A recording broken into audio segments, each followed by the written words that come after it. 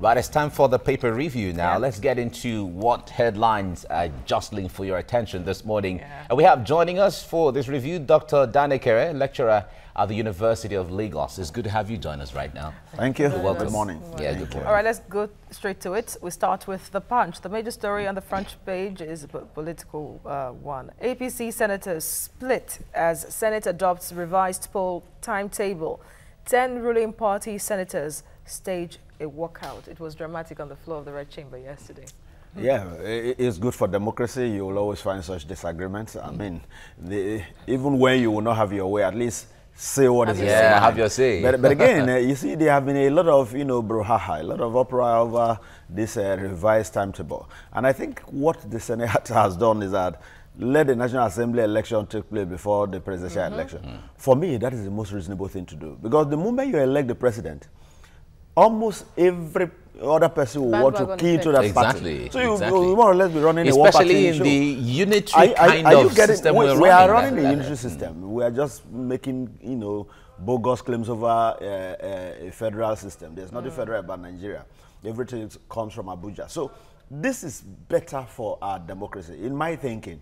They could have done it with some other motives anyway, but I'm thinking that in the final analysis, it will benefit the Nigerian public more than the former one. Yes. Because in this case, you don't know who is going to become president. We assume exactly. So you will be able to vote the candidate of your choice, irrespective of party, so that at the end of the day, whoever will emerge a president will be dealing with a multi-party kind of parliament. I think that is safer for I think because from some of the arguments, they say it is for the sake of democracy. And when we look at entrenching democracy, the people's choice should matter most here. That is what matters. Because in 2015 election, we saw how the moment the presidential election was held, everyone there was a bandwagon effect, even for those who originally didn't believe it, but because you just want to be on the wagon. And indeed, that is how it has been. So this is a way out of that logjam. Well, you foresee more drama coming up because the president has to sign, has this assent his signature. Well,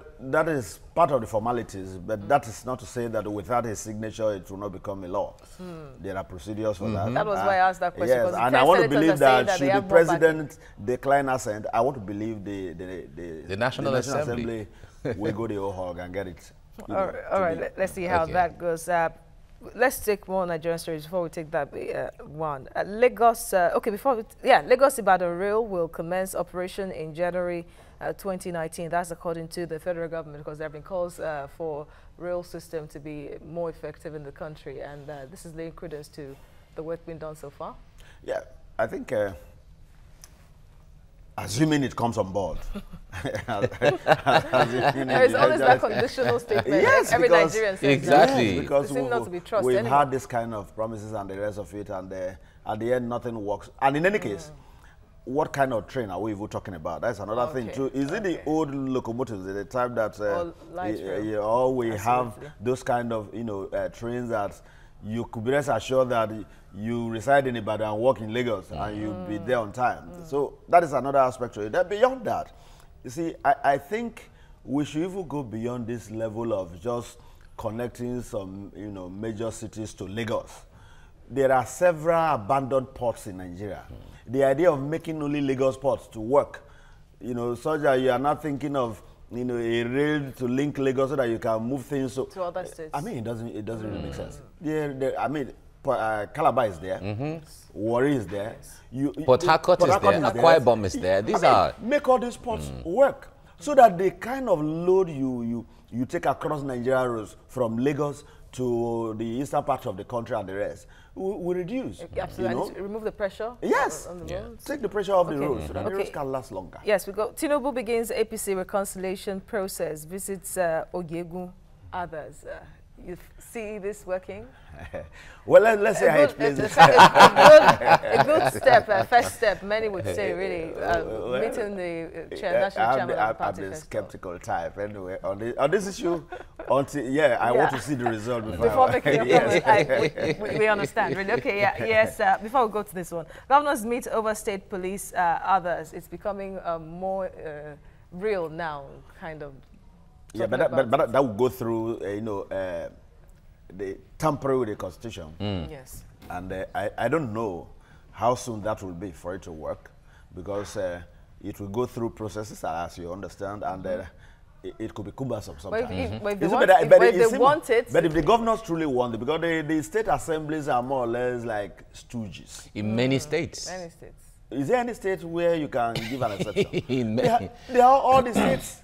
There is no state that has an assembly that can confront the governor. I've not seen any. They've not proven it. All right, so finally, South African President Zuma resigns. African National Congress picks successor today.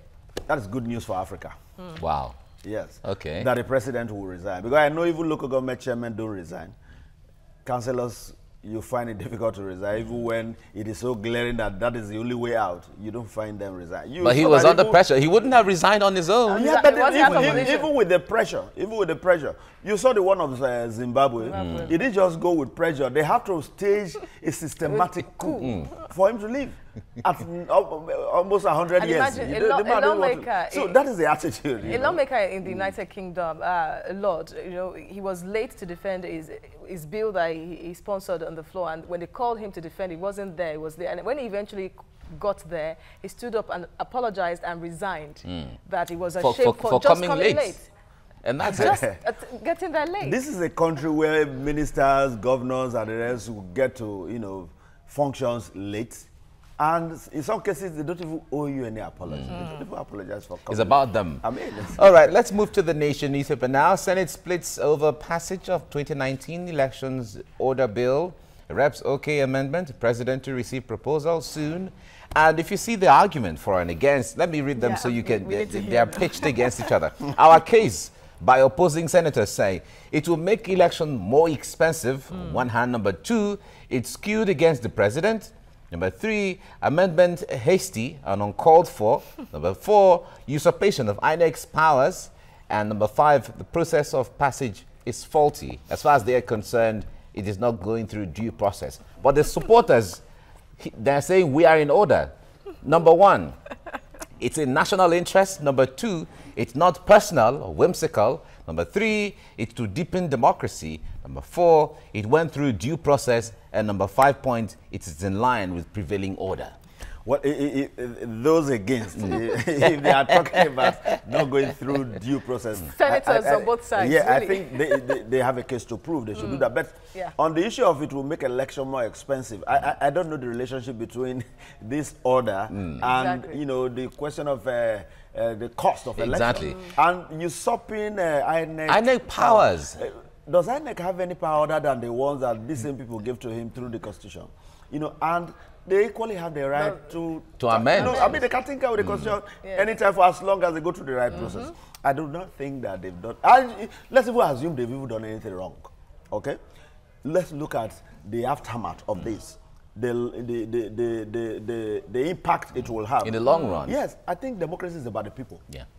Not about some senators. Not about whether it is skewed against the president. Even if that is the case, what is the problem with that? For as long as it will benefit the people.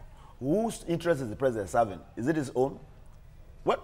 In this case, you can say... Who even says the senators would be favored by national election, National Assembly election? Exactly. Whatever it is, we are looking at a long-term effect. Exactly. The people, I think this is better for the people. Okay, and then we have CBN empowers 12 million farmers with 55 billion naira loans. And then foreign reserves hit $42 billion. Yeah. The foreign reserve has been climbing and climbing. Well, foreign reserve is not my problem. Okay. Yes. Because you could have all the reserves and people are still hungry. Now, but the question of 12 million farmers. CBN is reaching out to 12 million farmers. And I remember listening to one of the, I don't know what office he holds now, one of the CBN officials, saying that they've had their fingerprints, captured all of that. 12 million. 12 million is almost like some states in Nigeria. More than some states in Nigeria. So you are telling me that CBN is actually related with all these 12 million people? All of them. I hope this is not another drain pipe. You have 12 million farmers who are, planting rice and what have you, and yet we still import rice. Let's CBN be serious. I don't think that's true. All right, that's the story. President Zuma resigns is something we've talked about, and yeah, Tinubu APC only hope for Nigeria. That's those who talked about those. Okay, so we go to the Daily Sun. The major story: senators fight over election schedule. Buhari's loyalists stage walkout, reject conference report. We talked about that already. South African President Zuma resigns. We touched it. And then state police governors raise negotiating team to meet National Assembly. Additional information from the one we got from the Punch. Then we will resist rigging in 2019. That's the chairman of the PDP opposition party talking. Uche Secondus. Who is going to resist who now? Because practically every party rigs. It is the one that is smarter that eventually carries the day. And the other will start crying wolf. That's what you get. So if they are saying that they will resist rigging, let them not just resist rigging. They should equally stop rigging themselves. So that we'll get a process. Let's assume, let's try if we can get a process seamless without rigging now on both sides. Both sides. Yeah, because test your popularity. Both the losers and winners do rig. That we know. Now, but again, more importantly, I think that the Nigerian public really need to wake up, because there's no way democracy can actually survive without the people having a democratic culture. All this one we are doing is like trying to impose a system on the people, because it is not, which of the families in Nigeria actually take decisions democratically? We impose things on ourselves, we impose decisions on our children, even on our wives. Them wives on children and all the rest, and you expect an entirely different system outside? No. You see, the political culture is actually a reflection of what happens in the home. We are not used to that system.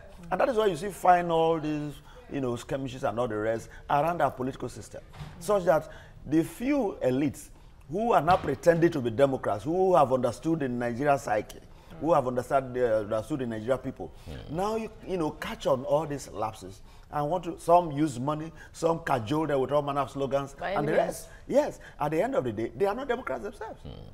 So we need to find a way of entrenching this culture if we must carry on as it is being presented. We need to start building a good political culture. Yes. All right, so reps move to bar public officials from Medicare abroad. That would be a great one. That will include them, I suppose. And I think it should include the president too. Yeah, because as a matter of fact, after the last experience of our president, I was actually expecting that one of the sectors he was going to truly focus on was the health sector. Especially when his wife raised an alarm. Are you getting it? Then I equally listened to one of the, is it senators or members of House of Rep who was narrating how they flew one of his relations to Dubai with something million, and then when the person was there for so long and how much he paid and all the rest.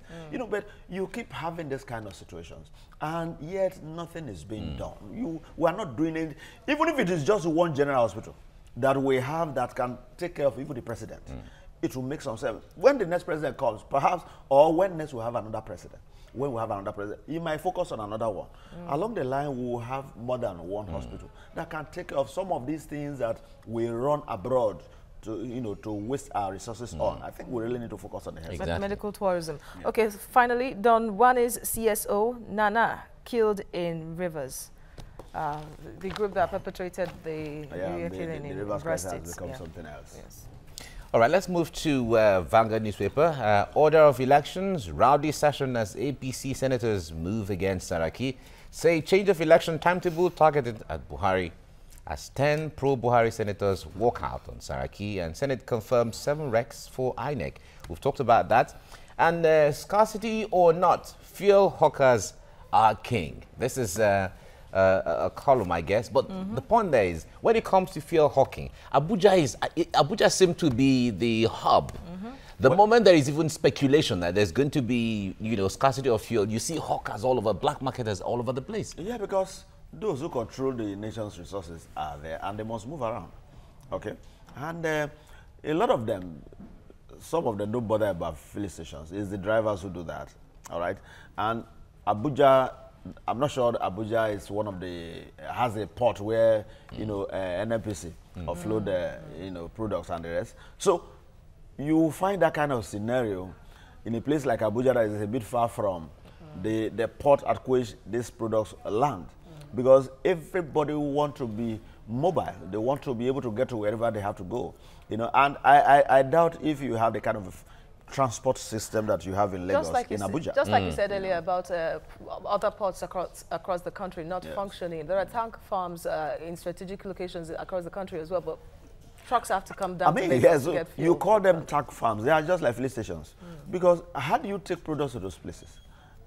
How do you, carry your products from the ports, from the landing point to those places? In some cases, you use tankers and all the rest. All the pipelines that convey fuel to those tank farms or depots, as they may be called, are certainly not functional anymore. They are not. They are not. So and some of them are just centers for, smuggling and what have you. So we need to really address that issue critically. We have another jam wonder. 23 million naira scratch card burnt in car accident. We've not forgotten the snake that swallowed 36 million naira. Well, Senator Showson is helping with that by saying snake. So another jam official came and said, in fact, it was God who helped me. In fact, I would have died in that accident. 23 million naira scratch card was burnt in my car and all of that. He was the one who produced the scratch cards. Perhaps he was trying to deliver them. He was, or maybe Jam gave them to him to deliver. Jam gave them. He's a staff of Jam, and the whole thing went that way. I think Jam, there need to be a total overhaul of that system. But I think that's what the registrar of Jam is doing right now. That has with to all happen. of this revelation. And that's why this is happening. Just yesterday, we got another story on the front page that they've uncovered about 23 million naira fraud in Nasarawa Jam. Yeah, this is the same one. This happened in Nasarawa State. Good. That might be the same issue. But what I'm even saying is that, yes, now that we, excuse me, sorry. Now that we know that Jam has been collecting money, we have always known that, but that has not been the reality with respect to remittances. True. Now that we know that Jam actually does collect money from candidates, and we equally do know that they can raise so much, maybe they will begin to go direct to remitter. Okay. Because that JAMB is, another agency of government that collects money. So let the payments just go straight to remitter, rather than go to somewhere where a vehicle will catch fire and 23 million cash cards will get. Or a snake will swallow. Maybe the next one, maybe camels will come and swallow money, and all the rest will get out of this nonsense. Well, it was a season of swallowing and swallowing and swallowing. Okay, APC has lost goodwill since 2015. This is quoting Tinubu towards his reconciliation committee. Well, I'm glad that he recognizes that. The first point is to recognize your own status. And for a man of his status to say that APC has lost goodwill, he's only, re-echoing the fact, because truly the way and manner APC came on board, the expectation was so high. And it looked like it was a black market arrangement. In fact, it looked like Nigerians entered a one-chance arrangement, because raise all the issues, how fuel was going to move from, come down from even 90-something to 40, that made that the kind of pressure that made the former president to reduce it to, I think, 87 naira also, only for the thing to move from 87 to 145. That it didn't even come. And so many other things that were to happen. As we speak, I know there are many states that are yet to get this so-called school children feeding. And even those places where feeding is taking place, check out the kind of food they are being given, and all manner of things, all the promises, the jobs they were to get, and yet more Nigerians are losing their jobs, name it. So these things have not really worked well. And unfortunately, too, it seems like it's only Tinubu, maybe somebody like Dino Melaye, that actually do tell themselves the truth about their own party, because some of them don't even believe that Nigerians have any issue with the party. They think that they are doing well. And I think that if you are doing something for somebody, it is not you who will tell the person that I have done well. It is the person that will tell you I have done well. We have a saying in my place that when a hunter calls you to help him butcher, whatever animal he has caught, he said the next time he catches another, if he fails to call you, shows that you didn't do the last job well. I think that's where we are going. So Nigeria should be able to prove. But again, what are the options? That's another big challenge. Because is PDP an option? It could be, but who are they fielding? Who is going to be that candidate? Then we are talking about... Must Nigerians vote for the two parties? Is there any other we're looking for the third force. Is there any other party? There are 68 political parties. There are political parties by name, not... You don't see them. Because these are just, children of PDP and APC. Even APC is just an arm of PDP. because the same, like somebody said, 2 holes where you have rats, where you put water in this one, it runs into the next one. That is the kind of parties we have. So it's the same of the same. Until we see that new drive, that new blood, that new, you know, ideology that is going to, you know, come into the political system that could actually carry Nigerians.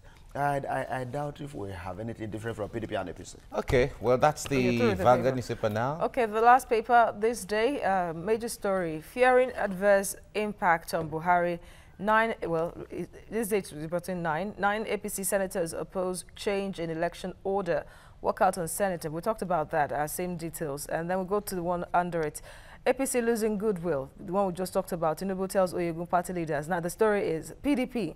Ask Buhari to join retirees club. Now, PDP is using the statement made by Tinubu against the president. It cuts across, you know. He is one of, and I actually think that we really, maybe because the man is so highly respected in the north and the rest, and considering the condition we were as at that time of the election, well, truly Buhari was a good selling point for them. But the truth is that Nigerians at this point ought to have risen beyond the level of, you know, this, you know, level of people. Now, I'm not saying they are mean, but what I'm saying is that at least these are people who are retired.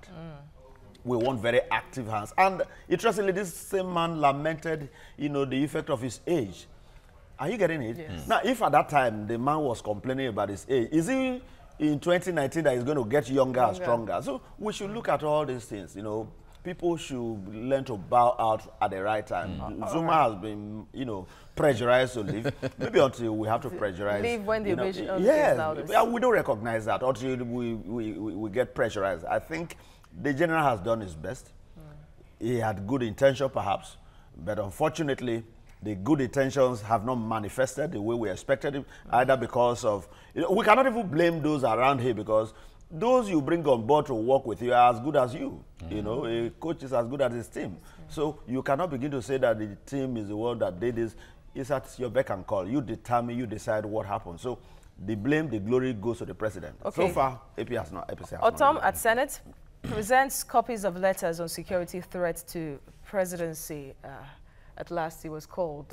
It took the House on the whole, you know, to resist presentation of the report by the 2 committees before he was called. Yeah, but again, what really informed the idea of not inviting or at least seeking to hear from the government before? So I think the National Assembly did very well on that, because somebody has been on the hot seat telling you, these are my challenges, this is what is happening in my territory, and he is the chief security officer of that place, even though in principle, not in reality. But at least I expected that you should get that theoretical, you know, brief from him as well. To balance the report, if you're writing a report about anything. Was it a deliberate attack, or was it really an oversight? All right, we have to end it because of time. Our director says we have to wrap this segment. But thank you very much, Dr. Dana Kerry, as usual, for your analysis of the stories. Thank you. It's always a pleasure. All right, when we come back, it's time for us to talk about the... Yeah, we'll talk about the the reconciliation panel set up by the president, headed by Bola Ahmed Tinubu, and we will have Joey Bukwe in the studio with us. Stay with us on TVC Breakfast.